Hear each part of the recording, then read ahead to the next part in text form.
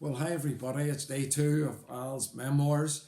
Here we go. I'm 11 years of age. I've failed my 11 plus, and I go to Summerdale Boys Secondary School.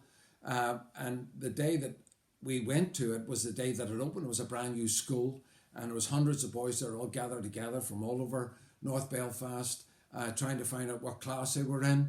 And the teachers were calling your name and putting in the class, and I was put into 1-1. 1-1 was the guys that were supposed to have a few brains, and then there was 1-2 with guys that had some brains but really didn't use them so much. Then there was 1-3, which guys with not so many brains and really didn't want to use them. And then 1D, the fourth class, 1 dim we called them, and you can guess the sort of guys that went to 1D. And we got involved in school very quickly.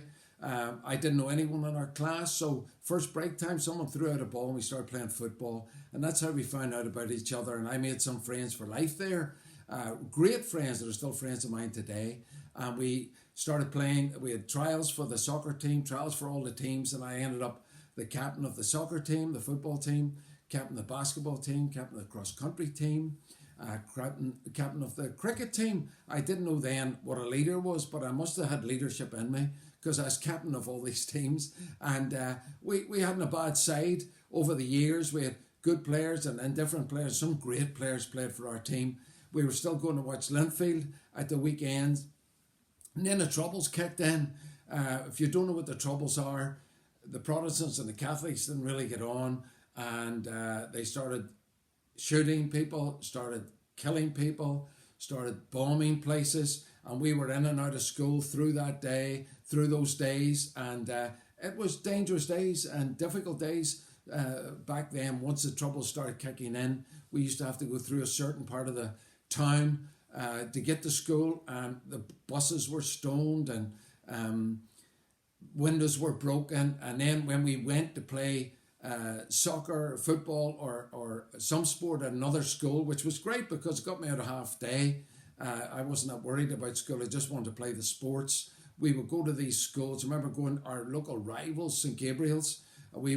They came to us and we gave them a hard time, and the boys didn't really like it. So we went up there to play basketball a couple of weeks later, and we came out and all their crowd was around the court, and they're throwing balls at us and throwing sticks at us and all sorts of things. We were through the game, and on the way out, our teacher drove out. We had to stand at the bus stop alone, and then they started stoning us and throwing bottles at us. There was 12 of us standing at the bus stop, and a priest came out and he stopped them and he said, "Stop, leave these guys alone." And he waited until we got on the bus, and we went away on down home. And that affected every part of our lives, every part of society, because you were fighting. You were fighting in school, fighting in the classroom, fighting out of the classroom. The teachers, some strong teachers, some not so strong teachers. One teacher shouted at a guy in our class and then threw an eraser at him.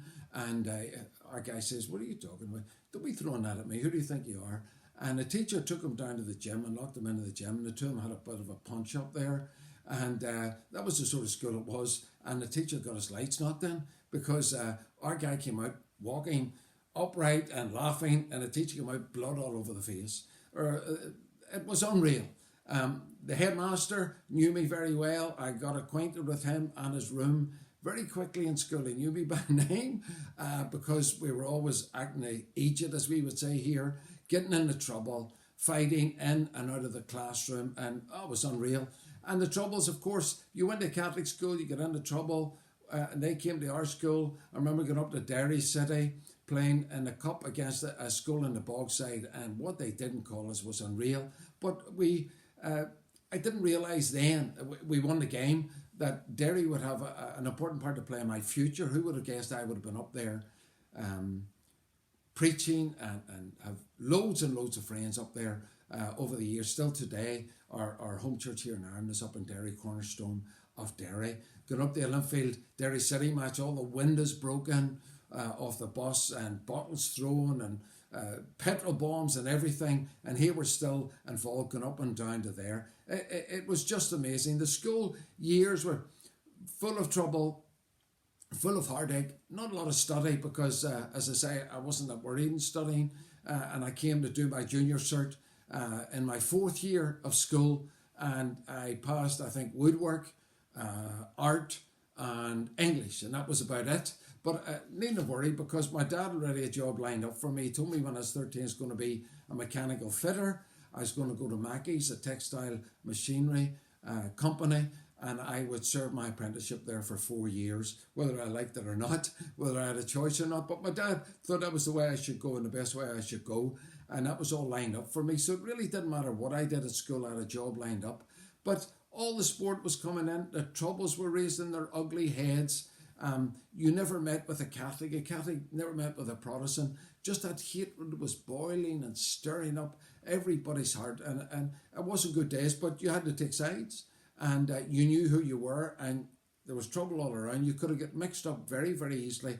Lots of my friends get mixed up. Thank God I didn't get mixed up, and I wasn't in any organisations, and I didn't do anything seriously bad on anybody at all. I thank God for that.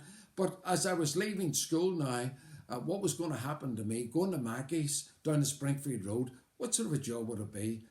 How would I cope? Could I cope? I'll tell you more tomorrow night. Hopefully you enjoy it. God bless you. Bye.